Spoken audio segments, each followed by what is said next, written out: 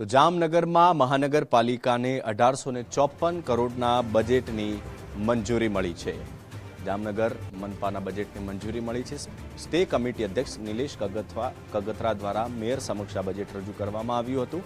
Green, digital, grey અને core infrastructure માટે ખર્ચનો અંદાજ દર્શાવવામાં આવી રહ્યો છે।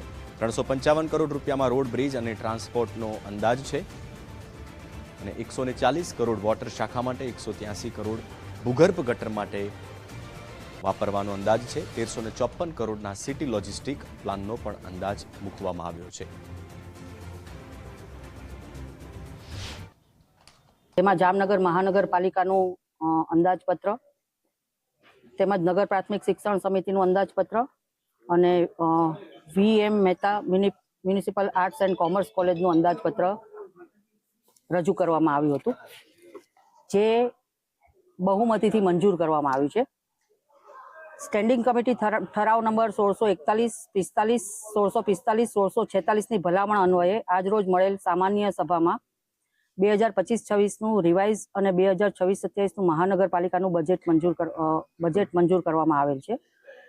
ઉઘડતી પુરાણ 372.72 કરોડ, વર્ષ દરમિયાન અંદાજિત આવક 1661.81 કરોડ, વર્ષ દરમિયાન અંદાજિત ખર્ચ 1854.10 કરોડ, બંધ પુરાણ 280.43 કરોડ। આમ કોઈપણ જાતના નવા કરદર વગર વર્ષ 2026-2027નું મહાનગરપાલિકાનું વિકાસલક્ષી બજેટ મંજૂર કરવામાં આવે છે। જામનગર મહાનગરપાલિકા સ્ટેન્ડિંગ કમિટી દ્વારા 2026-27નું આમ તો જોઈ તો આ પહેલો રેકોર્ડ બન્યો છે કે મહાનગરપાલિકાની અંદર 5 વર્ષની અંદર છઠ્ઠું બજેટ રજૂ કર્યું છે। 3 ગત ચેરમેને કર્યું ને 3 બજેટ અત્યારે વર્તમાન ચેરમેને રજૂ કર્યું।